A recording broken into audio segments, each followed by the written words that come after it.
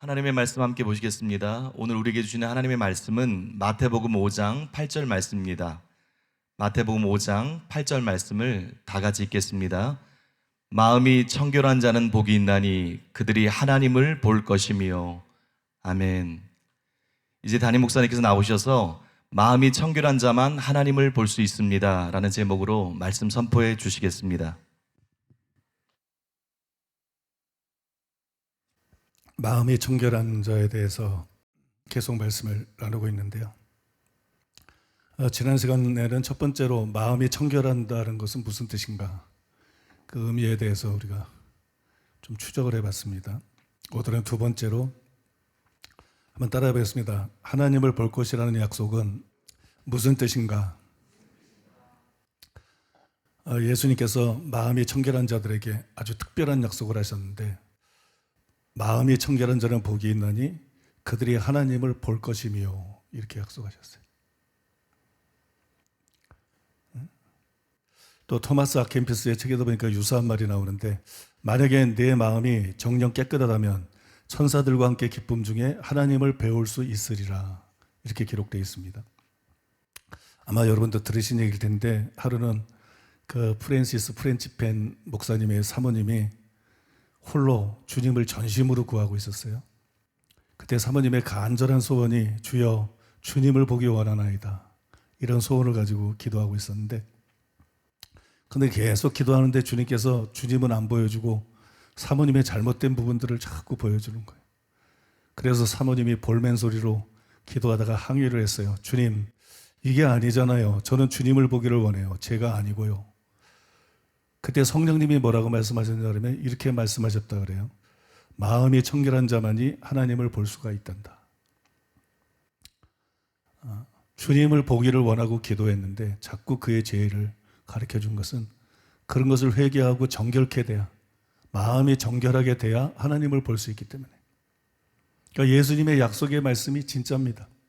마음이 청결하지 않으면 하나님을 볼 수가 없어요. 마음이 청결한 자만 하나님을 볼 수가 있습니다. 그러면 예수님의 약속은 구체적으로 어떤 의미일까요? 저는 참 오래전부터 여러분들이 궁금한 것도 참 많다 그럴지 몰라도 저는 오래전부터 이 말씀이 궁금했어요. 하나님을 본다는 게 뭐지? 하나님을 본다는 게 뭐지?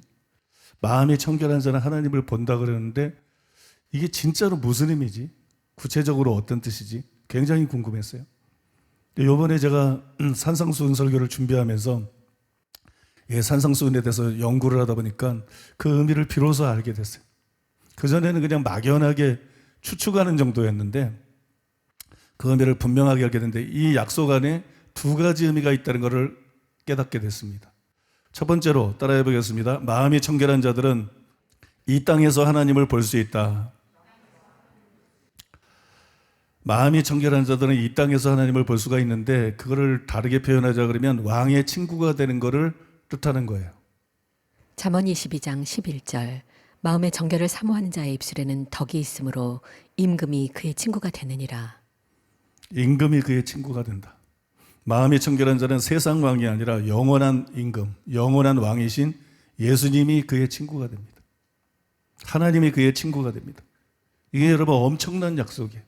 그리고 엄청난 특권입니다. 다음 성구에도 암시가 되어 있는 것처럼 죄는 하나님과의 교제를 방해합니다. 시편 51편 10절 11절에 보면 하나님이여 내 속에 정한 마음을 창조하시고 내 안에 정직한 영을 새롭게 하소서. 나를 주 앞에서 쫓아내지 마시며 주의 성령을 내게 거두지 마소서. 정결한 마음을 잃어버리면, 정직한 영을 잃어버리면 하나님 앞에서 쫓겨나게 된다는 거예요. 성령이 거두어질 수도 있다는 거예요. 죄가 하나님과 우리 사이를 가로막는다는 거예요. 죄가 방해물이 된다는 거예요. 그러나 마음이 청결해지면 그런 방해가 전부 사라집니다. 그것은 다음 성구들에 분명하게 나타나 있어요. 욥기 29장 4절에 보면 나의 강장하던 날과 같이 지내었으면 그때는 하나님의 우정이 내 장막 위에 있었으며. 시편 25편 14절에 보면 여호와의 친밀하심이 그를 경외하는 자에게 있으며. 또 요한복음 15장 4절에 보면 너희는 내가 명하는 대로 행하면 곧 나의 친구라, 이렇게 말씀했습니다. 마음이 청결한 자가 하나님을 본다는 것은 이처럼 하나님과의 깊은 만남, 하나님과의 교제, 하나님과 동행하는 삶을 살 수가 있다는 거예요. 마음이 청결한 사람들은 그게 가능하다는 것입니다. 이 약속이 실제로 그런 뜻이라는 것을 우리가 시편 24편을 통해서 재확인할 수 있습니다. 시편 24편 3절로 6절. 여호와의 산에 오를 자가 누구며 그의 거룩한 곳에 설 자가 누구인가? 곧 손이 깨끗하며 마음이 청결하며 뜻을 허탄한 데에 두지 아니하며 거짓 맹세하지 아니하는 자로다. 그는 여호와께 복을 받고 구원의 하나님께 의를 얻으리니 이는 여호와를 찾는 족속이요 야곱의 하나님의 얼굴을 구하는 자로다. 지난 시간에 말씀드린 것처럼 이 시에 나오는 하나님의 산은 시온산이고 그 다음에 거룩한 곳은 성전을 뜻합니다. 그러므로 이 시에서 마음이 정결한 자, 마음이 청결한 자에게 약속된 게 뭐냐? 이 시에서 마음이 청결한 자에게 약속된 것은 성전에 올라가서 예배를 통해서 영적으로 하나님을 만나게 된다는 거예요.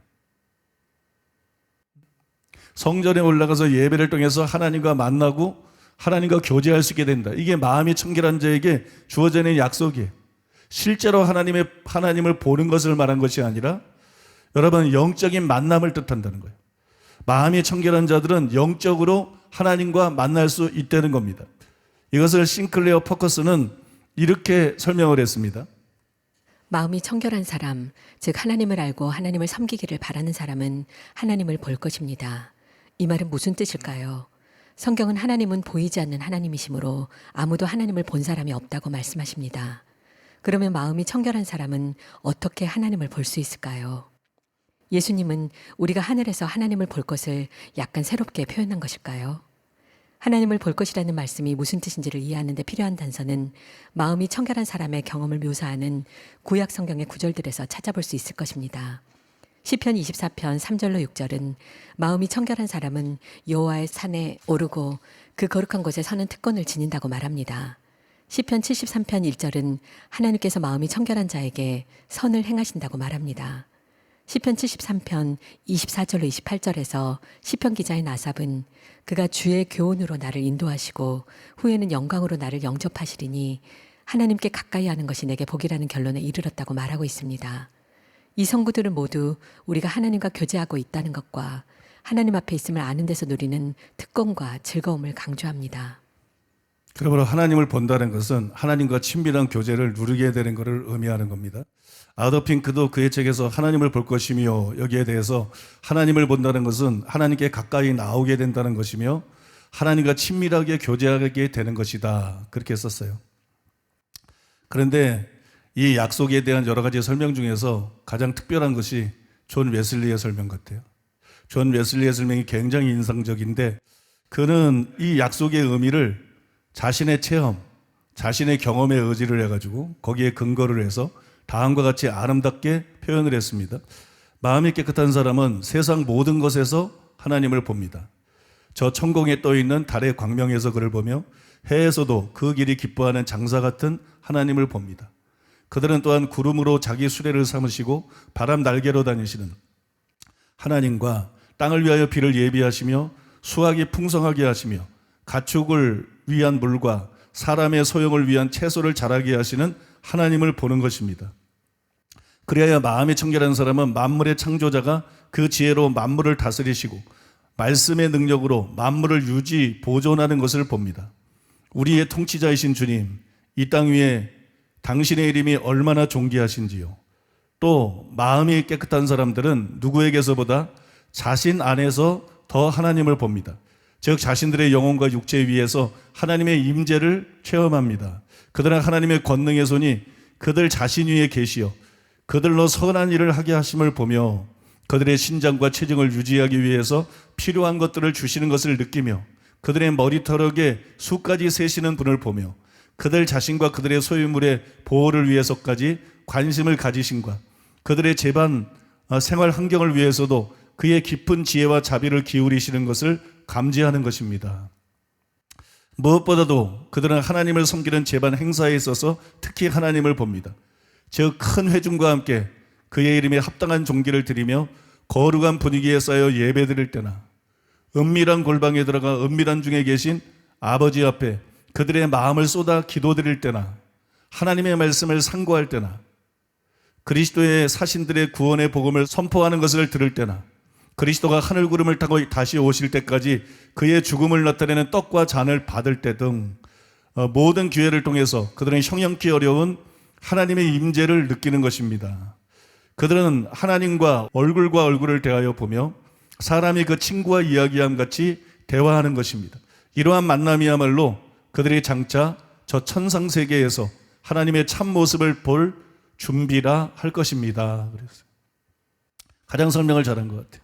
여러분, 시편 24편에서 시편 저자는 예배하기 위해서 성전에 올라가는 자들을 하나님을 찾는 족속이다 그랬어요. 하나님의 얼굴을 구하는 자들이다, 그렇게 표현을 했어요. 그리고 그들의 특징을 그들은 손이 깨끗할 뿐만이 아니라 마음이 청결한 자들이다. 그러니까 마음이 청결한 자들은 신령과 진정으로 예배드리는 걸 통해서 하나님을 영적으로 만난다는 거예요. 그게 시편 24편이 말씀하고 있는 거예요.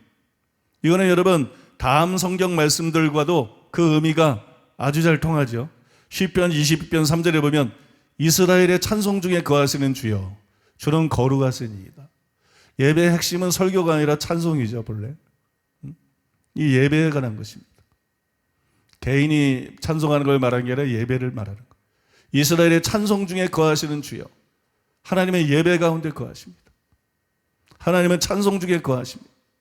예배를 통해서 하나님을 만날 수 있다는 거예요. 그죠? 마태복음 18장 20절 두세 사람이 내 이름으로 모인 곳에는 나도 그들 중에 있느니라.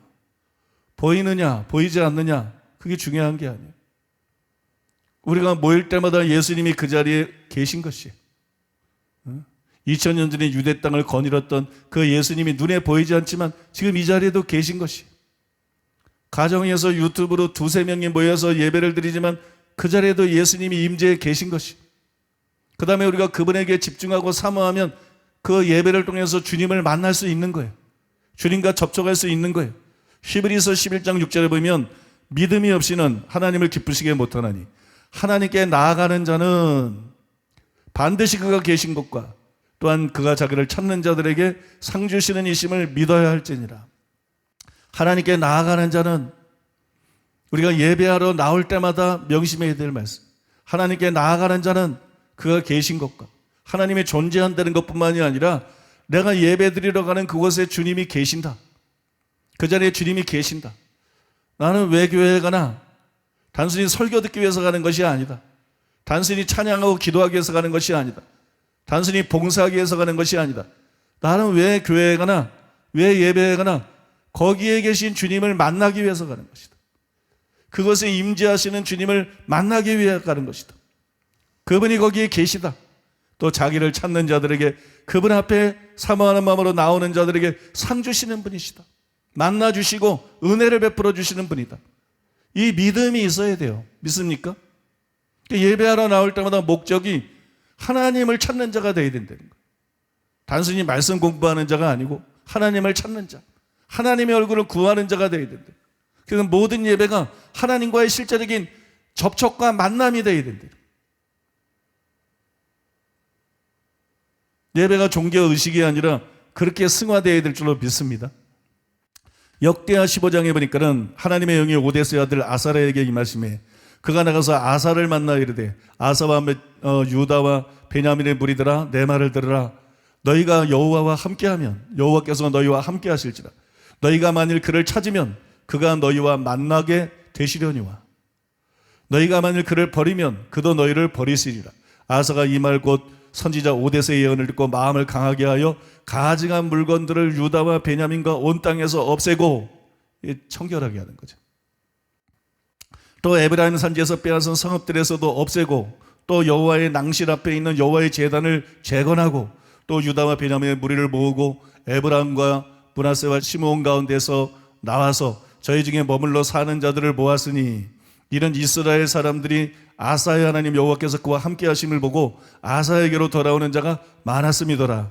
아사왕 제15년 셋째 달에 그들이 예루살렘에 모이고 그날에 노략하여 온 물건 중에서 소 700마리와 양 7,000마리로 여호와께 제사를 지내고 또 마음을 다하고 목숨을 다하여 조상들 하나님 여호와를 찾기로 언약하고 이스라엘 하나님 여호와를 찾지 아니하는 자는 대소 남녀를 막론하고 죽이는 것이 마땅하다 하고 무리가 큰 소리로 외치며 피리와 나팔을 불어 여호와께 맹세하며 온 유다가 이 맹세를 기뻐한지라. 무리가 마음을 다하고 맹세하여 뜻을 다하고 여호와를 찾았으므로 여호와께서도 그들을 만나 주시고 그들의 사방에 평안을 주셨더라. 신의 산에서처럼 하나님이 보이는 모습으로 직접 나타난 게 아니죠. 아무도 하나님의 모습을 본 적이 없어요. 근데 하나님께서 그들을 만나 주셨다고 분명히 기록되어 있어요. 근데 하나님께서 그들을 만나 주신 것은 여러분 단순히 그들이 제사를 드렸기 때문이 아니에요. 많은 짐승들을 잡아서 제사를 드린 것이 아니라 여호와를 찾기로 작정했다 그랬어요. 예배 드린다고 다 하나님을 만나는 거 아니에요. 하나님의 원칙은 분명합니다. 너희가 나를 간절히 찾고 찾으면 만날 것이다. 예배 들으면 만날 것이다. 이거 아니에요. 말씀 들으면 만날 것이다. 기도하면 만날 것이다. 이게 아니에요. 너희가 나를 간절히 찾고 찾으면 만날 것이다. 예배에 대해서 가장 중요한 메시지 중에 하나가 그것입니다. 우리는 예배하러 나아갈 때마다 하나님을 찾는 족속으로 나가야 된다. 하나님의 얼굴을 구하는 사람으로 나가야 된다. 믿습니까? 예배에 참석하는 큰 목적은 예배를 통해서 하나님을 만나는 게 돼야 된다. 하나님을 만나는 게 목적이다. 하나님을 만나고자 하나님을 찾는, 간절히 찾는 내 마음이 있어야 그 예배를 통해서 하나님이 나를 만나 주시지. 하나님을 간절히 찾는 마음이 없이 그냥 주일이네, 예배네, 오늘도 말씀 듣고 은혜 받고 예배 드리고 와야지, 이런 자세로 하나님이 안 만나 주신대.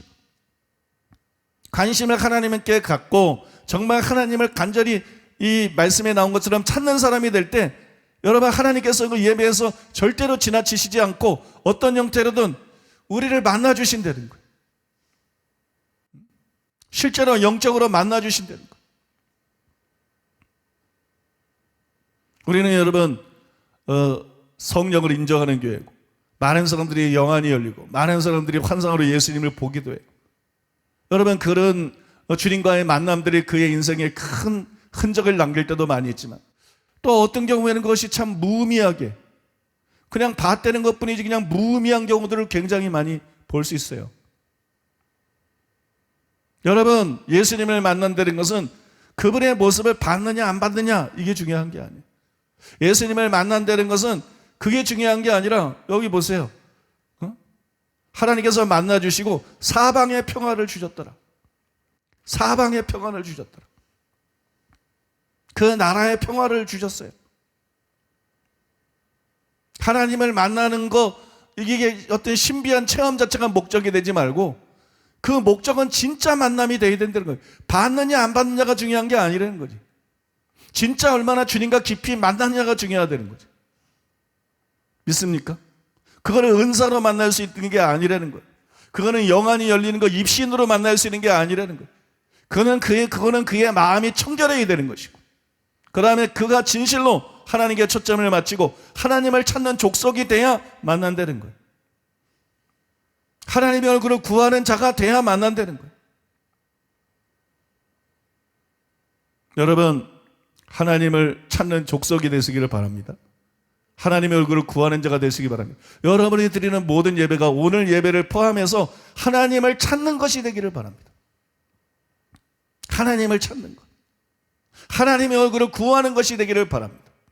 말씀 듣고 은혜 받는 것도 중요하지만, 그래서 하나님을 예배를 통해서 만나는 여러분 되시기를 바랍니다. 여러분, 제가 읽어드리는 성경 말씀에 나와 있는 것처럼 마음이 청결한 사람들은 예배를 통해서 하나님을 만납니다. 그들은 여러분 찬양 중에도 하나님을 만날 수 있어요. 그들은 기도할 때에도 하나님을 만날 수 있어요. 그들은 심지어 일상생활에서도 하나님을 만나고 하나님의 임재를 경험할 수 있어요. 그들은 하나님의 임재를 느끼고 하나님의 선하심을 맛봅니다. 그들은 하나님이 자기와 함께 하심을 압니다. 여러분, 어떤 의미에서 왜 우리는 예배를 드리는데 하나님과의 만남이라고 할 수 있는 게 없는가? 그 마음이 청결하지 않다는 거, 그리고 하나님을 찾지 않았다는 거. 왜 어떤 사람은 기도만 열심히 하는데 기도를 열심히 하는 거지 하나님과의 만남이 없는가? 그 기도 시간에 하나님과의 만남, 하나님과의 그런 깊은 교제, 그래서 영이 충족되고 새로워지고 채워지는 이런 것이 없는가? 청결하지 않은 마음으로 기도하기 때문에 그래요. 그리고 하나님께 관심이 없이 뭘 얻어내는 데만 관심을 가지고 거래하듯이 기도하기 때문에, 기도할 때 우리는 기도 제목에만 관심을 갖고 있으면 안 됩니다. 기도할 때 우리는 하나님께 관심을 가져야 돼요. 여호와와 그 능력을 구할지어다, 시편 기자가 말한 것처럼 능력도 구해야 돼요. 하나님의 얼굴만 구해라, 그런 거 잘못된 거예요. 양자택 일이 전혀 아닙니다. 그러나 능력만 구하면 안 돼요. 우리가 필요한 것만 아뢰면 안 돼요. 먼저 하나님한테 관심이 있어야 돼요. 먼저 하나님을 구해야 돼요. 그러면서 우리가 필요한 걸 더 구해야 돼요. 능력도 구하고 은사도 구하고 축복도 구해야 돼요. 그거 잘못된 건 아닙니다. 그다음 먼저 하나님을 구해야 된다는 거예요. 하나님 앞에 나가면서 하나님 앞에 관심이 없고, 하나님에게는 관심이 없고, 하나님이 줄 수 있는 것만 관심이 있다면 인격적인 분인데 하나님의 느낌이 어떻겠어요? 그가 1시간을 기도하든 2시간을 기도하든 몇 시간을 기도하든 하나님이 그를 만나고 싶겠습니까? 여러분, 교계에서도 저를 만나려는 목사들이 많아요. 뭐 우파에서도 저를 만나려는 사람들이 많아요. 근데 안 만나도 목적이 뻔해. 이용하려고 그러는 거야. 후원을 원하는 거야. 뭔가를 얻어내려고 그러는 거야. 안 만납니다. 저도 여러분 저를 이용하려고 그러는 거 속이 환히 보여요. 말은 그렇게 안 해도 안 만나요. 뭐 그런 사람들은 다 관계를 끊어버려요. 근데 하나님이 여러분 모르겠어요? 우리가 하나님 앞에 기도할 때 그냥 하나님께 뭘 얻어내려고만 지금 기도를 하고 있는지, 정말 내가 하나님께 관심을 가지고 먼저 하나님을 구하면서 부차적으로 다른 걸 구하고 있는지 하나님이 모르시겠어요? 하나님이 예배 드릴 때 모르시겠어요? 그냥 주일이니까 나와서 앉아 있는지, 그냥 말씀이나 은혜 받으려고 나와서 앉아 있는지, 아니면 정말 하나님을 원하는지, 정말 하나님을 필요로 하고 하나님을 갈망하는지, 하나님을 지금 찾으면서 나와 있는지, 하나님을 구하면서 나와 있는지. 목사가 설교를 준비해서 성령 충만해서 말씀을 은혜롭게 선포하셔도 여러분에게 절대 해줄 수 없는 게 뭐냐? 그거는 여러분 하나님을 만나게 해주는 겁니다. 하나님은 아무나 안 만나기 때문에, 마음이 청결한 자들을 만나기 때문에. 또 하나님께서는 하나님을 찾는 사람을 만나주시기 때문에, 하나님을 구하는 사람을 그건 여러분이 해야 되는 거예요. 여러분이 해야 그 예배를 통해서, 그 설교를 통해서, 그 시간의 기도를 통해서 하나님을 만날 수 있는 거예요. 자꾸 보는 것에 관심을 갖지 마세요. 실제적인 하나님과의 만남에 관심을 가지세요. 믿습니까? 실제적인 하나님의 만남, 그런 만남에 관심을 갖게 해주길 바랍니다. 그런데 그렇게 되기 위해서는 반드시 마음이 청결해져야 되는 거예요. 그리고 하나님을 찾고 구하는 사람이 되어야 되는 거예요. 여러분, 마음이 청결한 자 되시기를 바랍니다. 그래서 하나님을 만날 수 있는 여러분 되기를 바랍니다. 예배를 통해서뿐만 아니라 혼자 기도할 때도 하나님을 만나고, 그죠? 길 가다가도 하나님을 만나고, 여러분 삶 속에서도 하나님을 느끼고 하나님을 경험하고 하나님의 선하심을 맛보아 알고 하나님의 임재를 느끼고 하나님을 만나는 여러분 되시기를 바랍니다. 하나님의 사람들이 뭐예요? 기도 많이 하는 사람이 하나님 사람이 아니에요. 환상 잘 보는 사람이 하나님 사람이 아니에요. 능력이 많고 기적을 잘 행할 수 있는 사람이 하나님 사람 아니에요. 그냥 말씀을 잘하는 사람이 하나님 사람 아니에요. 하나님의 사람이 뭐예요? 하나님이 함께하는 사람이에요. 어떤 사람은 예배 때에도 하나님을 못 느끼는데 일상 삶 속에 하나님이 함께하는 사람, 하나님이 함께하는 사람, 하나님이 에녹과 함께했다, 하나님이 아브라함과 함께했다, 하나님이 다윗과 함께했다, 하나님이 모세와 함께했다, 여호수아와 함께했다. 믿습니까? 하나님이 함께하는 사람, 그게 하나님 사람입니다. 목사라고 하나님 사람이 아니고 평신도라고 하나님 사람이 될 수 없는 게 아니에요. 하나님이 함께하는 사람이 하나님 사람입니다. 하나님이 함께하는 사람, 마음이 청결한 자가 되셔서, 그리고 하나님을 찾고 구하는 자가 되셔서 하나님이 함께하는 사람 되시기 바랍니다. 이 시대의 진정한 하나님의 사람, 여러분을 통해서 하나님 뜻을 이룰 수 있는 그런 하나님께 쓰임받을 수 있는 그런 하나님의 사람이 되기를 예수님의 이름으로 축복합니다. 두 번째로 따라해 보겠습니다. 마음이 청결한 자들은 천국에서 하나님의 얼굴을 보게 된다. 여러분 앞에서 말씀드린 설명이 정확한 해석입니다. 근데 여러분들이 충분하지 않다고 느낄 수도 있어요. 그게 전부라면 하나님과 친밀하게 교제하게 된다. 이렇게 약속하면 되지. 왜 하나님을 본다는 그렇게 강한 특별한 독특한 표현을 썼을까? 하나님을 본다는 표현을 썼을까? 이런 의문이 생기기 때문에. 그래서 이 설명이 참 좋은 설명이고 동의는 하지만 이게 충분한 설명은 아니다 그렇게 느낄 수도 있어요. 근데 여러분들이 그렇게 느끼는 것은 앞에서 설명해드린 해석이 부정확해서가 아니에요. 부정하게 해서 그렇게 느끼는 것이 아니고 주님의 약속이 임의의 구원과 아직의 구원 둘 다를 포함하고 있기 때문입니다. 전에 이미 말씀드린 것처럼 둘째에서 7번째 복에 대한 약속은 모두 미래 시제로 되어 있어요. 근데 또 그게 이제 첫째하고 8째가 현재 시제이기 때문에 그걸 다 감싸고 있기 때문에 현재적인 의미들 거기에 담고 있으면서 초점은 미래 시제에 있어요. 그러므로 저희가 하나님을 볼 것이며 이거는 현재 우리가 누릴 수 있는 것뿐만이 아니라 마음이 청결한 자들이 받을 궁극적인 구원을 뜻하는 거예요. 천국을 뜻하는 것이에요. 영생을 뜻하는 것입니다.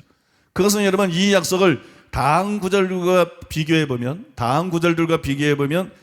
그 의미를 분명하게 파악할 수 있어요. 의문의 여지가 없어집니다. 먼저 고린도전서 13장 12절에 보니까 우리가 지금은 거울로 보는 것 같이 희미하나 그때에는 얼굴과 얼굴을 대하여 볼 것이요. 누구를요? 주님을. 그때는 얼굴과 얼굴을 대하여 볼 것이요. 지금은 내가 부분적으로 하나 그때에는 주께서 나를 아신 것 같이 내가 온전히 알리라. 히브리서 12장 14절에 보면 모든 사람과 더불어 화평함과 거룩함을 따르라. 이것이 없이는 아무도 주를 보지 못하리라. 또 요한일서 3장 2절과 3절에 보니까 사랑하는 자들아 우리가 지금은 하나님의 자녀라. 장래에 어떻게 될지는 아직 나타나지 않았으나 그가 나타나시면 예수님이 재림하시면 우리가 그와 같을 줄을 아는 것은 그의 참모습 그대로 볼 것이기 때문이니 주를 향하여 이 소망을 가진 자마다 그의 깨끗하신 것 같이 자기를 깨끗하게 하느니라. 특별히 계시록 22장 1절에 4절에 보면 또 그가 수정같이 맑은 생명수의 강을 내게 보이니 하나님과 및 어린 양의 보좌로부터 나와서 길 가운데로 흐르더라. 강 좌우에 생명나무가 있어 12가지 열매를 맺되 달마다 그 열매를 맺고 그 나무 잎사귀들은 만국을 치료하기 위하여 있더라. 다시 저주가 없으며 하나님과 그 어린 양의 보좌가 그 가운데 있으니 그의 종들이 그를 섬기며 그의 얼굴을 볼 터이요. 그랬어요. 하나님의 얼굴을 봅니까 못 봅니까? 나중에 볼 수 있어요. 지금은 하나님의 얼굴을 보면 죽습니다. 그러나 영화롭게 나고 난 다음에는 영화롭게 몸의 구속이 이루어지고 난 다음에는 하나님의 얼굴을 볼 수 있습니다. 믿습니까? 하나님의 얼굴을 보고 하나님의 영광, 그 영광의 최고 수준의 영광, 그 하나님의 영광을 보고 여러분 우리가 하나님을 예배하고 하나님과 교제하면서 살 수 있는 것이 바로 천국이. 믿습니까? 주님을 얼굴과 얼굴을 대하여 볼 수 있는 것이 천국이. 모세가 하나님과 얼굴과 얼굴을 대하여 여러분 교제했던 것처럼 그렇게 주님과 아무런 막힘이 없이 정말 아버지와 자식으로서 그 얼굴에 나타난 하나님의 모든 영광을 보며 하나님을 예배하며 닮아가며 여러분 그렇게 사는 것이 바로 천국이. 이것이 바로 여러분 저희가 하나님을 볼 것이며 이 약속의 성취입니다. 저희가 하나님을 볼 것이며 약속의 완전한 성취. 마음이 청결한 들에게 주신 주님의 약속은 이 땅에서 누리는 하나님과의 친밀한 교제와 영원한 기업인 천국 두 가지를 다 포함하고 있다는 거예요. 이걸 다 두 가지를 포함해서 표현한 것이기 때문에 마음이 청결한 자는 복이 있나니 저희가 하나님을 볼 것이며 이 표현이 과한 것이 아니라는 거예요. 이것이 단순히 상징적인 것도 아니고 비유적인 것도 아니고 실제적인 것이고 이것이 과한 것이 아니에요. 우리는 이 땅에서 영적으로 마음이 청결한 자는 이 땅에서 영적으로 하나님을 만납니다. 그러나 그 마음이 청결한 자들이 이제 내세에는 하나님의 얼굴을 직접 보게 됩니다. 믿습니까? 하나님의 영광을 직접 보게 됩니다. 그리고 하나님을 예배하고 하나님과 영원히 교제하는 그런 삶을 살아가게 됩니다. 그러니까 마음이 청결한 자에게 약속되신 저희가 하나님을 볼 것이며 이거는 여러분 정확하고 완벽한 표현이라는 거예요. 자꾸 이거를 상징적으로만 해석하려는 사람들인데 그렇지 않다는 거예요. 이거는 정확한 표현이라는 거예요. 이거는 완벽한 표현이라는 거예요. 그래서 우리는 그거를 사모해야 된다는 거예요. 나중에 마지막에 말씀드리겠습니다만 우리는 마음의 청결을 더 사모할 거냐 하나님을 더 사모할 거냐 이 질문을 던져봐야 돼요. 마음이 청결해지는 게 더 중요한 것이냐 하나님을 보는 게 더 중요한 것이냐 하나님의 영광을 보는 게 더 중요한 것입니다. 하나는 수단이고 하나는 목적입니다. 믿습니까? 오늘 제가 집에서 옷을 막 양복을 입으면서 나오려고 그럴 때 제게 성령께서 말씀한 게 그거였어요. 마음이 청결한 자는 복이 있나니 저희가 하나님을 볼 것이며 이 말씀에서 가장 중요한 의미가 뭔지 아느냐? 마음의 청결보다 하나님을 보는 게 중요하다는 것이다. 그게 목적이라는 것이다. 근데 너무나 많은 사람들이 마음의 청결에만 목적을 맞추고 있구나. 거기에 초점을 맞추고 있구나. 그래서 그 영혼들이 채워지질 않는 것이다. 마음의 청결에도 만족스럽지가 않고 행복하지가 않은 것이다. 행복은 청결에 있는 것이 아니라 행복은 나에게 있는 것이다. 여러분 믿습니까? 그건 내가 오늘 설교 마지막쯤에 이렇게 좀 자세히 설명해 드릴 것입니다. 그때 좀 자세히 설명해 드릴 거고요. 아무튼 여러분 그렇다면 마음이 청결한 자만 천국에 들어간다는 말이냐? 뭐 당연한 말이죠. 그런 사람만 이 땅에서도 마음의 천국을 누려요. 왜냐하면 천국이 뭐예요? 로마 14장 17절에 나오잖아요. 성령 안에서 의와 평강과 실학이다. 의가 없이는 천국이 없어요. 그러니까 마음의 천국은 반드시 그가 마음이 깨끗해져야 마음이 천국이 되는 거지. 믿습니까? 그러니까 마음이 청결한 사람들은 이 땅에서부터 하나님을 본다는 게 결국 천국 가는 걸 말하는 거니까. 그래서 이 땅에서부터 천국을 누린다는 거예요. 마음이 청결한 사람은 이 땅에서 천국을 경험한다는 거예요. 그 다음에 그는 결국 천국이 베드로가 말한 대로 의에 거하는 바 새하늘과 새 땅이잖아요. 의가 존재하는 새하늘과 새 땅. 천국은 어떤 나라냐? 의의 나라다. 믿습니까? 의롭지 못한 것은 천국에 맞지 않아요. 그러니까 마음이 청결한 자만 천국에 간다는 것은 당연한 것이에요. 마음이 청결한 자가 청결하지 않은 자가 천국에 들어가면 완전한 천국의 오점이 생기는 거야. 그런 일이 있을 수가 없다는 것이에요. 천국이 불완전한 나라가 되는 거예요. 천국에 완전히 파괴가 되는 거예요. 그런 일이 있을 수 없어요, 여러분. 그래서 천국은 의가 있는 나라이기 때문에 천국은 의로운 사람만 들어가는 거예요. 천국은 마음이 청결한 자만 들어가는 거예요. 그래서 여러분 우리는 반드시 마음이 청결한 자가 돼야 되는 거예요. 마음이 청결한 자가 돼서 이 땅에서도 하나님과 교제하고 그 다음에 여러분 저 천국에 가서 영원히 하나님의 얼굴을 보고 영생복락을 누리는 우리가 돼야 될 줄로 믿습니다. 이제 세 번째로 어떻게 해야 마음이 청결하게 될 수 있는가 이거를 다룰 차례인데 못해요. 이제 너무 길어서 오늘 다룰 수는 없고 다음 주에 설교해야 될 것 같아요. 다음 주에 설교해야 될 것 같고 그 대신 지난번에 국률이 여기는 자에 대해서 설교할 때 못한 부분이 있어요. 그거 좀 마무리 짓고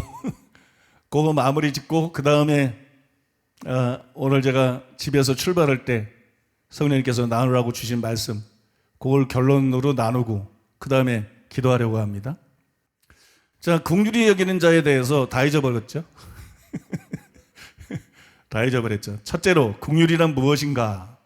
그래서 그게 단순히 가난한 자를 불쌍히 여기고 도와주는 것뿐만 아니라 죄인들을 긍휼히 여기는 거, 그래서 용서하는 게 여기서 말하는 긍휼이다. 그거 말씀드렸죠. 그 다음에 두 번째로 긍휼은 우리에게 선택이 아니라 필수적인 의무다. 긍휼히 여기는 자만 긍휼히 여김을 받으니까. 남을 용서하지 못하면 내가 용서를 못 받으니까. 그죠? 그것에 대해서 자세히 말씀을 드렸어요. 그러니까 마지막으로 누구나 다른 사람을 긍휼히 여기고 용서할 수 있다. 이것에 대해서 좀 설명해 드리기를 원하는데 지난번에 긍휼히 여기는 자에 대해 설명하면서 마지막으로 여러분들에게 말씀드린 게 간증들이었어요. 천국 간증들. 그래서 남을 긍휼히 여기자고 용서하지 않는 사람들이 어떻게 지옥에 가는가. 그게 굉장히 우리에게 도전적이죠. 알아도 도전적이야. 그죠? 그건 뭐 언제 들어도 굉장히 도전적이에요. 그래서 제가 보니까 그 말씀, 그 간증들을 들으면서 우리 성도인들이 뭐 다 한마음으로 야, 무조건 용서해야 되겠다. 그래서 야, 혹시 내가 용서하지 못한 사람 누가 있지?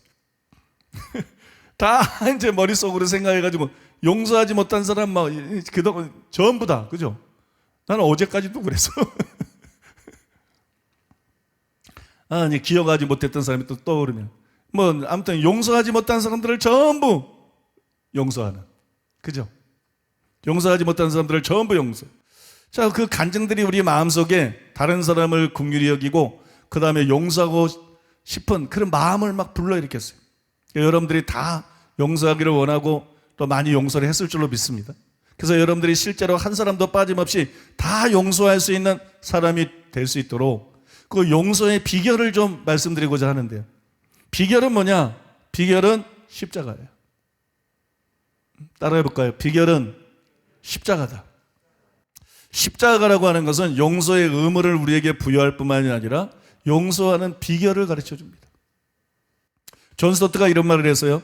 우리 자신이 용서받았다는 것만큼 우리에게 용서할 마음이 일어나게 하는 것은 없다.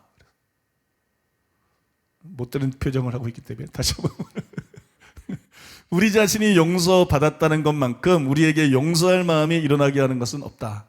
옳은 말이에요. 그러므로 용서의 비결은 다른 사람의 죄가 아니라 나의 죄를 생각하는 거예요. 다른 사람의 죄만 생각하면 용서를 못해요. 다른 사람의 죄가 아니라 나의 죄를 생각하는 거예요. 내가 해야 될 용서가 아니라 내가 받은 용서에 주목하는 거예요. 그렇게 되면 쉽게 다른 사람을 용서할 수 있어요. 용서는 절대로 어려운 것이 아닙니다. 믿습니까? 쉽게 다른 사람을 불쌍히 여길 수 있고 용서할 수 있어요. 오래전에 제가 교회 일로 미국에 갔어요. 그래, 미국에 갔다가 본토 미국 본토에 갔다가 하와이 코나에 있는 예수전도단 열방대학에 간 일이 있어요. 섬에 공항에 도착하니까 열방대학의 매니저가 마중을 나왔어요. 그 다음날 그분이 대학 구석구석을 안내하면서 구경도 시켜주고 친절하게 설명을 해주셨는데, 그때 안내한 곳 중에 하나가 어디냐면 영어와 한국어로 DTS가 진행하고 있던 그런 장소였어요. 거기서 백인인데 한 중년 신사가 간증하는 걸 제가 들었습니다. 물론 영어와 한국어로 하는 곳이기 때문에 들을 수가 있었어요. 그는 1만 달란트 빚진 자의 비유에 근거해서 이렇게 말을 했어요. 전에는 제가 몰랐습니다. 그러나 제가 1만 달란트나 되는 죄를 탕감받은 죄인이라는 것을 알게 되었습니다. 제가 진실로 큰 죄인임을 알게 되었습니다. 그러자 다른 모든 사람들을 용서할 수 있었습니다. 그리고 다른 사람에게 성을 내거나 화를 내지 않게 되었습니다. 그럴 권리가 제게 없기 때문입니다. 아주 드물게 아직도 다른 사람들에게 화를 낼 때가 있습니다. 그때는 제가 영적인 건망증에 걸렸을 때입니다. 상당히 그 말이 인상적으로 들리더라고요. 여러분, 이분처럼 내가 1만 달란트 탕감받은 죄인이라는 것에 주목해야 돼요. 내가 바로 1만 달란트 탕감받은 죄인이다. 여기에 주목하면 용서가 자동적으로 됩니다. 용서가 너무 쉬워져요. 용서가 뭐가 어려워요? 세상에서 제일 하기 쉬운 게 용서예요. 믿습니까? 우리가 용서받은 걸 생각하면 용서가 너무 쉬워져요. 이동원 목사님 책에도 보니까는 이런 내용이 있어요. 어떻게 긍휼히 여기는 인격의 소유자가 될 수 있을까요? 그 대답은 하나입니다. 주님이 우리를 어떻게 여기셨나를 생각해 보십시오. 당신이 정말 구원받은 사람이라면 하나님이 어떻게 당신을 대우하시고 성도 되게 하셨는가를 기억하십시오. 하나님께서는 자격도 없고 하나님을 원망하던 우리를 불쌍히 여기시고 무조건적으로 용서하시고 죄 없다 하시며 의롭다고 하셨습니다. 예수님은 용서받을 수 없는 우리를 용서하시고 죄악으로 파멸과 지옥에 들어갈 우리를 끌어올려 구원하셨습니다. 그런데 우리는 형제의 작은 허물과 티를 용서할 수 없다는 말입니까? 꿈 많은 신사이고 존경받던 그리스도인 가운데 토마스 모아경이라는 분이 있습니다. 그는 무고하게 잡혀서 사형을 언도받게 되었습니다. 그런데 그는 자기에게 사형을 언도하고 있는 재판관을 향해 이런 유명한 말을 남겼습니다. 재판장님, 제가 당신을 친구라고 부르도록 허락해 주십시오. 친구요, 저는 당신과 저의 관계가 바울과 스테반의 관계가 되기를 원합니다. 바울이 스테반을 죽였지만 지금쯤 하늘나라에서 두 사람은 가장 좋은 친구가 되어 있을 것입니다. 그대는 저에게 죽음을 선고하지만 저는 우리가 하나님 나라에서 영원한 구원을 함께 누리는 친구가 되기를 원합니다. 재판관은 토마스 모아경의 이 말을 듣고 이렇게 물었어요. 내가 그대에게 사형을 언도했는데 나를 선대하는 이유가 무엇입니까? 그때 토마스 모아경이 짧게 이렇게 대답했어요. 주께서 나에게 먼저 긍휼을 베풀어 주셨기 때문입니다. 우리가 용서해야 될 이유는 그 사람에게 있는 게 아니에요. 주님에게 있는 거예요. 주님이 나에게 그렇게 하셨기 때문에. 믿습니까? 주님이 나를 긍휼히 여기셨기 때문에. 주님이 나를 용서하셨기 때문에. 우리도 다른 사람을 긍휼히 여겨야 되는 거예요. 우리도 여러분 다른 사람을 용서해야 되는 거예요. 주께서 나에게 먼저 긍휼을 베풀어 주셨기 때문입니다. 여러분들이 긍휼히 여김을 받은 것과 용서받은 죄들을 생각해 보세요. 그러면 용서 못할 사람이 없어요. 용서 못할, 저는 중국 영화를 참 싫어합니다. 여러분은 좋아하십니까? 첫째, 너무 시끄러워. 나는 조용한 걸 좋아하는 사람이에요. 난 조용한 걸 좋아해요. 왜? 너무 시끄러워. 그래서 싫어하고. 두 번째, 맨 원수 갚는 얘기. 맨 무슨 원수 갚는 얘기. 아니, 요새 드라마들도 볼 게 없어요. 드라마 흉년이야. 아니, 뭔 지구를 그렇게 자꾸 구해.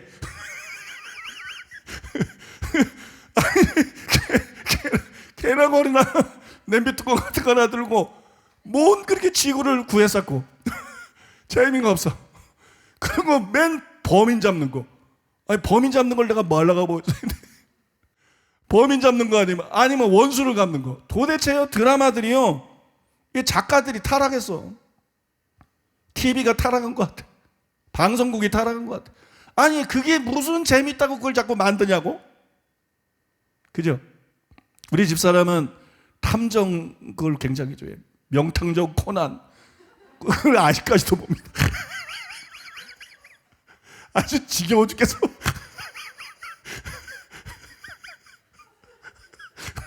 집에 들어가면 뻗하면 명탐정 코난이 많아. 아주 난 걔 너무 지겨워. 너무 싫어. 아니면은 또 이제 뭐 셜록 홈즈 뭐 이런 거 있잖아요. 아니면 뭐 그런 그걸 뭐라 그러나. 아무튼 추리해가지고 뭐 이렇게 범인 잡는 거 이런 거. 왜? 나는 그 자체가 싫어. 나는 그 자체가 싫어. 아니, 범인 잡는 걸 뭐 하려고. 아니, 범인 잡는 거는 경찰한테 맡겨놓으면 되는 거지. 그 나쁜 놈이 나쁜 집하고 피해 다니고 그거 신경 써서 잡는 거, 그게 뭐가 재밌다. 나는 도저히 취향이 안 맞아요, 취향. 그게 중국 영화 난 너무 싫어. 맨 너무 악하잖아요. 응? 중국 영화 내용을 보면 너무 악해. 응? 사람을 죽여도 너무 잔인하게 죽이고 너무 악해. 그 다음에 맨 원수 갚는 거야. 아니, 그게 도대체 무슨 의미가 있냐고요? 응? 그럼 요새는 이제 막 도둑들 이런 거 있잖아. 응? 성공적으로 훔치는 거. 그걸 왜 봐야 돼, 그걸. 완전 범죄하는 거, 뭐, 성공적으로 훔치는 거. 난 요새요, 제일 힘든 것 중에 하나가 성경 연구하는 거고, 그 다음에 드라마 찾는 거야. 볼 드라마 찾는 거. 볼 게 없어요, 볼 게 없어요. 너무 내 취향하고 안 맞아. 소스들이 너무 불온해. 설교보다 이게 더 재밌나 봐요. 설교보다 이걸 더 잘 듣는 것 같은.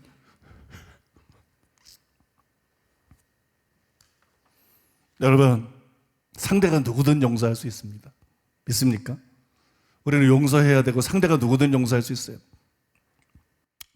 그 다음에 여러분들에게 말씀드리고 싶은 것은, 용서하지 않는 것은 제 용서만 맡고 있는 게 아니고, 왜냐하면 용서만 긍휼히 여김의 결과가 아니고 치유와 축사도 긍휼히 여김의 결과예요. 성경에 보면 마태복음 14장 14절에 예수께서 나오사 큰 무리를 보시고 불쌍히 여기사 그 중에 있는 병자를 고쳐주시니라. 또 마태복음 20장 34절에 예수께서 불쌍히 여기사 그들의 눈을 만지시니 곧 보게 되어 그들의 예수를 따르니라. 또 마가복음 5장 18절 19절에 보면 귀신 들린 자에 대해서 그를 자유케 했는데 너를 불쌍히 여기신 것과 그러잖아. 난 축사가 병도 하나님이 그를 불쌍히 여기신 거야. 그게 치유로 나타나는 거야. 하나님이 그를 불쌍히 여기신 거야. 축사도 하나님이 그를 불쌍히 여기신 거야. 그래서 여러분 용서할 때 병이 치유되고 용서할 때 귀신이 떠나가는 경우가 많은 거예요. 왜냐하면 긍휼히 여기는 자가 긍휼히 여김을 받는 게 하나님의 법칙이기 때문에, 그게 하나님의 원리이기 때문에, 내가 다른 사람을 불쌍히 여기고 긍휼히 여겨서 용서할 때 하나님이 나를 불쌍히 여기서 병을 고쳐주시고 하나님이 나를 불쌍히 여기셔서 귀신에서 자유케 하시고 여러분 이런 은혜를 베풀어 주시는 거예요. 그래서 예수님이 마가복음 11장 22절 25절에서 믿음만 얘기하신 것이 아니라 계속 믿음을 얘기하시면서 서서 기도할 때 아무에게나 혐의가 있거든 용서하라. 그러니까 이 용서가 핵심은 아니야. 그러니까 믿음이 핵심이지. 믿음이 핵심이지만 용서가 반드시 필요하다는 거야. 믿음으로 병 낫고 믿음으로 기도 응답 받고 믿음으로 역사가 일어나는 게 맞지만 근데 용서가 없으면 안 된다는 거예요. 여러분 믿습니까? 우리 속에 쓴뿌리가 있으면 안 된다는 거예요. 여러분 용서해야 됩니다. 용서해야 치유와 축사를 위해서 믿음만 필요한 게 아니라 용서가 필요하기 때문에, 마치 여러분 용서하지 않으면 믿어도 지옥에 가는 것처럼 용서하지 않으면 믿어도 치유가 안 일어나요. 용서하지 않으면 믿어도 축사가 안 일어나요. 그래서 우리는 믿을 뿐 아니라 용서해야 될 줄로 믿습니다. 우리는 믿을 뿐 아니라 용서해야 돼요. 그래서 여러분 용서하는 여러분 되시기 바랍니다. 지난 2주 전에 했는데요, 그게 사람이랑은 또 지나면 흐릿해지거든. 그죠? 다 잊어버리거든. 그래서 다시 다 용서하시기 바랍니다. 또 용서하며 살고자 하는 마음을 굳게 정하셔가지고 여러분들이 다 용서를 받을 뿐만 아니라 질병에서도 자유케 되고 귀신에게서도 자유케 되고 하나님으로만 충만케 되는 여러분 되기를 예수님의 이름으로 축복합니다. 오늘은 갑자기 왜 지난번에는 마이크가 잘 안 나오더니 오늘은 멀쩡했던 목소리가 처음에 잘 안 나와가지고 좀 그랬어요. 이제 마지막으로 오늘 제가 집에서 나오기 전에 갑자기 성령께서 주신 말씀을 간단하게 나누고 이제 끝내려고 그러는데요. 마태복음 5장 8절이 본문이잖아요. 마태복음 5장 8절. 근데 이 마태복음 5장 8절에서 우리가 얻어야 될 가장 심오한 교훈이 뭐냐? 마태복음 5장 8절에 뭐라고 그렇게 했어요? 마음이 청결한 자는 복이 있나니 저희가 하나님을 볼 것이며. 여러분 마태복음 5장 8절에서 우리가 얻어야 될 가장 심오한 교훈은 바로 마음의 청결이 아니라 하나님이라는 거예요. 하나님이 우리의 궁극적인 목표가 되어야 된다. 마음의 청결을 궁극적인 목표로 삼지 말고 하나님은 우리의 궁극적인 목표가 되어야 된다. 여러분 천국에 들어가려면 마음이 청결해야 돼요. 그래서 많은 사람들이 마음에 청결해지기를 원합니다. 또 여러분 마음의 청결에 집중합니다. 근데 그렇게 마음의 청결에 집중하다 보면 마음이 청결해져도 공허해요. 마음이 청결해져도 행복하지 않아요. 마음이 청결하지 않던 사람이 맨 처음에 마음이 청결하면 행복이 옵니다. 평화가 옵니다. 기쁨이 옵니다.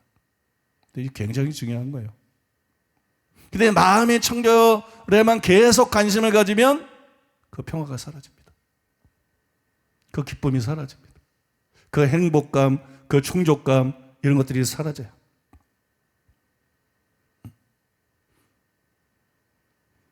이게 어디에 뭐와 비유할 수 있냐 그러면 처녀가 여러분 정결하다고 행복한 거 아니에요. 정결한 건 그냥 정결한 거지. 그죠? 신랑을 만나야 행복한 거지. 응? 결혼을 하고 신랑과 같이 살고 신랑과 서로 사랑해야 행복한 것이지 처녀가 정결하다고 행복한 거 아니에요. 우리 그리스도인들이 마찬가지예요.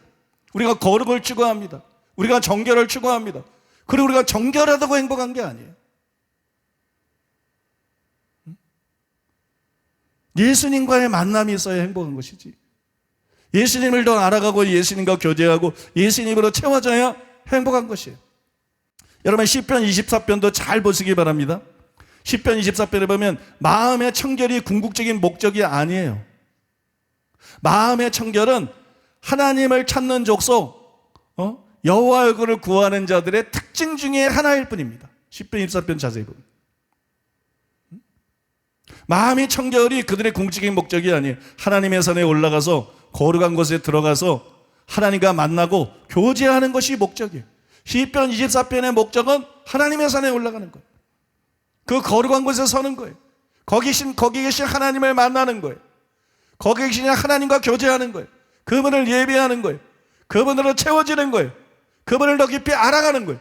이게 목적이지 마음의 청결이 목적이 아니에요. 마음의 청결은 수단이에요. 그리고 마음의 청결은 하나의 특성일 뿐이에요. 그래서 시편 저자가 그들의 정체성을 뭐라 그랬어요? 마음의 청결한 자들이다 이렇게 안 했어요. 그들의 정체성은 뭐예요? 하나님을 찾는 족속이다.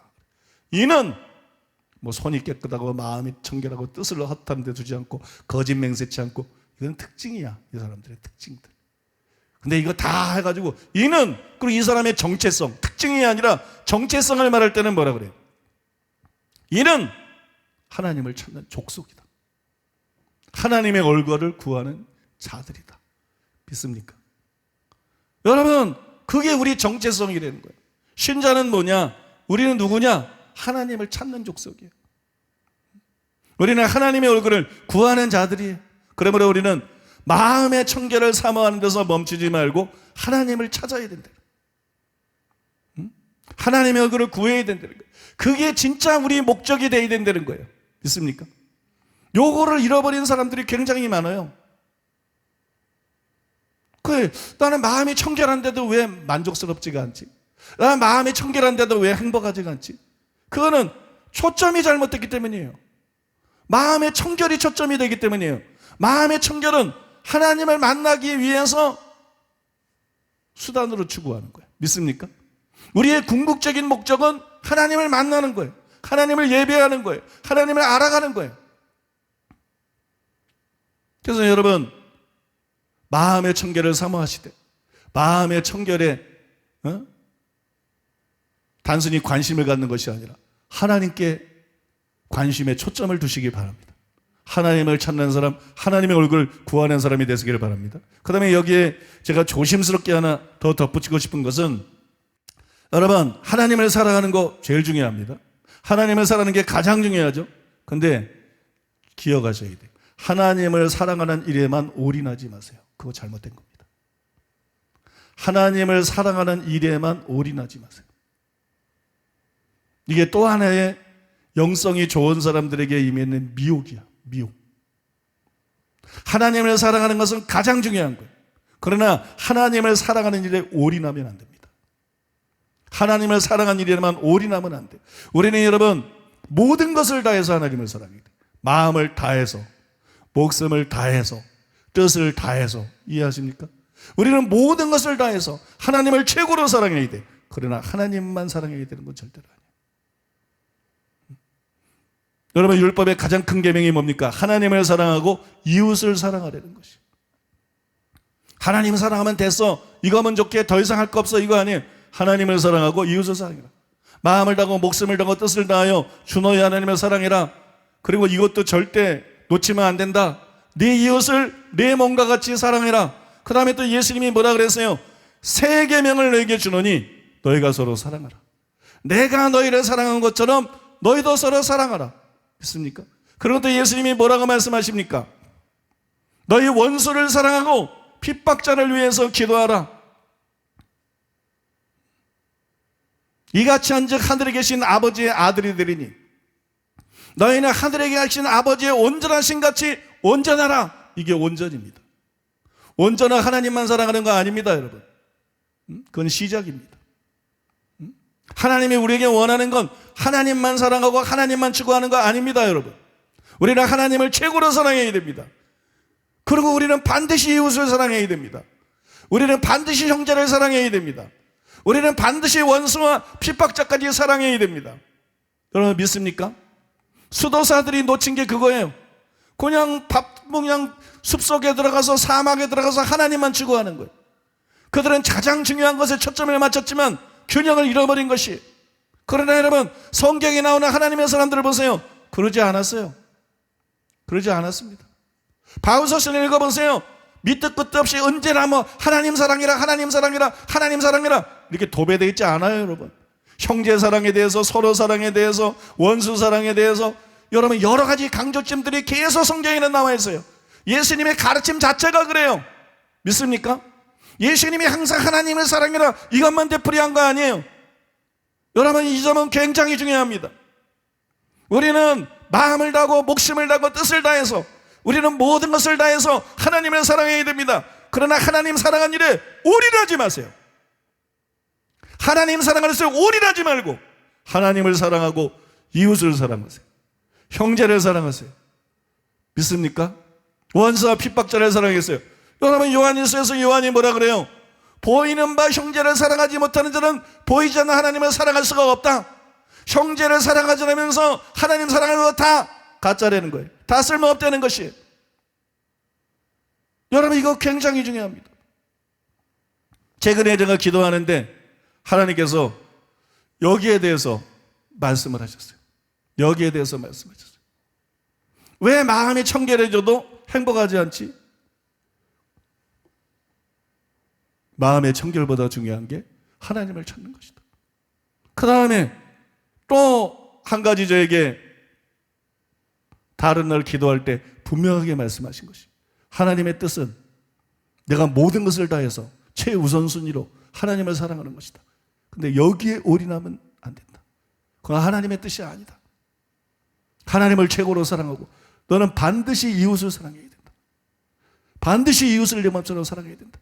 반드시 형제를 내가 너희를 사랑한 것처럼 형제들을 사랑해야 된다. 너희 교회 부교육자들, 너희 교회 직원들, 그 다음에 너희 교회 성도들, 너는 반드시 내가 그들을 사랑한 것처럼 그들을 사랑해야 된다. 그러나 너는 반드시 원수와 핍박자까지 사랑해야 된다. 그래서 그 제목만 가지고 계속 기도하고 기도했어요. 기도하는데 시간을 정해놓고 기도하지만 어떨 때 보면 기도도 좀 공허한 것 같아. 맨날 앵무새처럼 뭐 맨날 똑같은 거 구하고 좀 공허한 것 같아. 그래서 주님 내가 뭘 기도해야 될지 잘 모르겠습니다.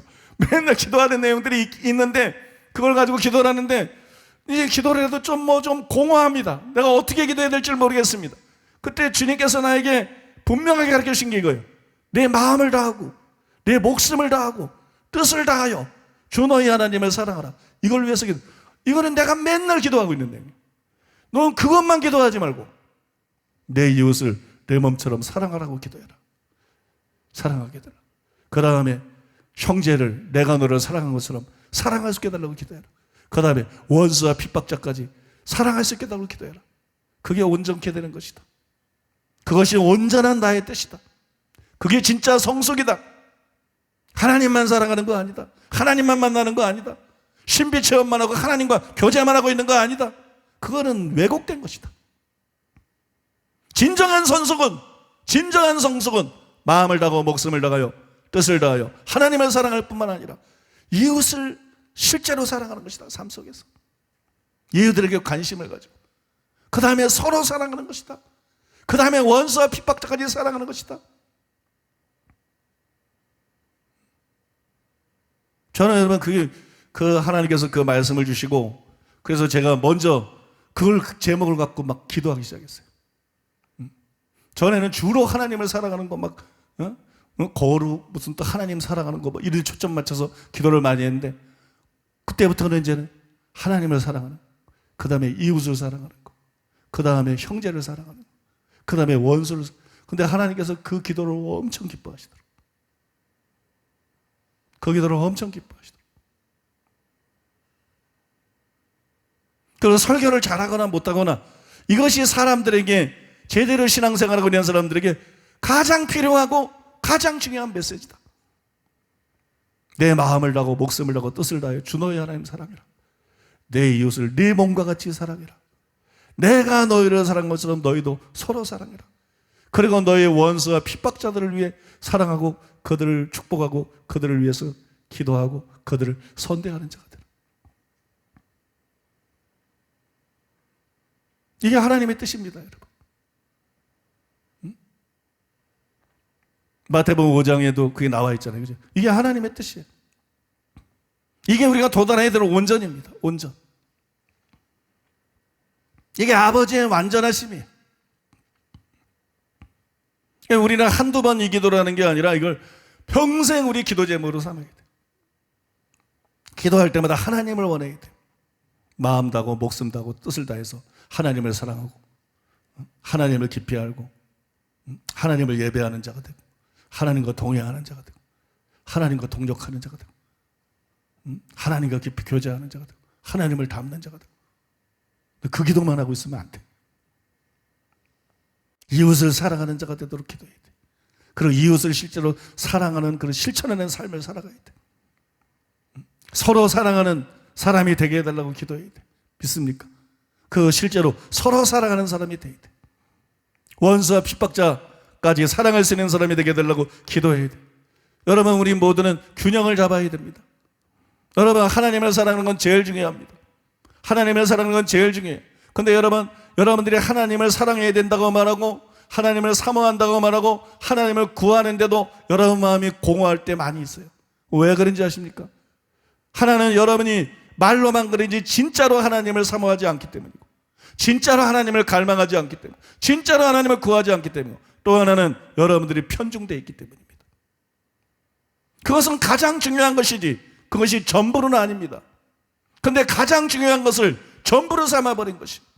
하나님은 여러분들이 하나님뿐만 아니라 이웃에게도 관심을 갖기를 원합니다. 이웃도 사랑하기를 원합니다. 하나님뿐만 아니라 서로에게 관심을 갖기를 원합니다. 서로 사랑하기를 원합니다. 하나님은 하나님뿐만 아니라 원수와 핍박자에게도 관심을 갖기 원하시고 원수와 핍박자도 사랑하기를 원합니다. 근데 그런 일들은 제쳐놓고 맨날 하나님 기뻐하지 않습니다. 여러분의 심령에도 진정한 만족이 없습니다. 여러분 심령에도 진정한 기쁨이 없습니다. 모든 것은 균형을 잡아야 돼요. 믿습니까? 모든 것은 균형을 잡아야 돼요. 최근에 기도할 때 하나님께서 말씀하신 건데 저도 기도할 때는 기도하지만 잊고 있었는데 오늘 나올 때 갑자기 하나님께서 그 말씀을 주신 거예요. 마음에 청결한 자는 복이 있나니 저희가 하나님을 볼 것이며 여기서 최고로 중요한 교훈이 뭔지 아니? 그거는 마음의 청결이 아니다. 그거는 수단이다. 하나님을 보는 거다. 하나님을 보는 거. 하나님을 만나는 거다. 근데 사람들이 자기가 천국 가기 위해서 자기가 지옥 가지 않기 위해서 마음의 청결에만 관심을 갖는 거예요. 단지 마음의 청결에 관심을 갖지 말고 하나님을 찾는 사람이 되라고 말해라. 그거는 참된 신자의 특징일 뿐이지 참된 신자의 정체성은 아니다. 참된 신자의 정체성은 하나님을 찾는 족속, 하나님의 얼굴을 구하는 자가 되는 것이다. 마음이 청결한 것은 너희들의 특징이 되게 하고 너희들의 정체성은 하나님을 찾는 사람이 되게 해라. 너희들의 정체성은 하나님의 얼굴을 구하는 사람이 되어야 된다는 것을 분명히 가르쳐줘라. 그 다음에 마음을 다하고 목숨을 다하고 뜻을 다하여 하나님을 사랑하는 것이 가장 중요한 것이지만 여기 오리라면 안 된다. 그것이 나의 뜻이 아니다. 이게 전부는 아니다. 이거는 가장 중요한 것이다. 그러나 전부는 아니다. 하나님을 최고로 사랑해야 된다. 그러나 하나님만 사랑하면 안 된다. 나는 너희가 이웃을 사랑하기를 원한다. 거기에도 초점을 맞추기를 원한다. 그거를 구하기를 원한다. 그거를 실천하기를 원한다. 나는 너희가 서로 사랑하기를 원한다. 그리고 나는 너희가 원수와 핍박자까지 사랑하기를 원한다. 신앙에 많은 의무들이 있어요. 많은 덕들이 있어요. 덕목들이 있어요. 그러나 가장 중요한 것이 바로 이것입니다. 마음이 청결한 자가 돼서 하나님을 사랑하는 것, 이웃을 사랑하는 것, 서로 사랑하는 것, 원수와 핍박자까지 사랑하는 것. 믿습니까? 가장 중요한 것은 이것입니다. 이 시간에 우리 이 말씀을 기억하면서 들은 말씀을 기억하면서 하나님 앞에 기도하기를 원합니다. 아버지 하나님, 제가 마음이 청결한 자가 될 뿐만 아니라 그런 특징을 갖게 될 뿐만 아니라 하나님을 찾는 하나님의 얼굴을 구하는 정체성을 가진 사람이 되게 하여 주시옵소서. 제가 그런 사람 되기를 원합니다. 이 시간에 주의 은혜로 그렇게 나를 바꾸어 주시옵소서. 그리고 마음을 다하고 목숨을 다하고 뜻을 다하여 하나님을 사랑할 뿐만 아니라 이웃을 자기 몸처럼 사랑하고 서로를 주님이 우리를 사랑한 것처럼 사랑하고 원수와 핍박자까지 사랑할 수 있게 해 주시옵소서.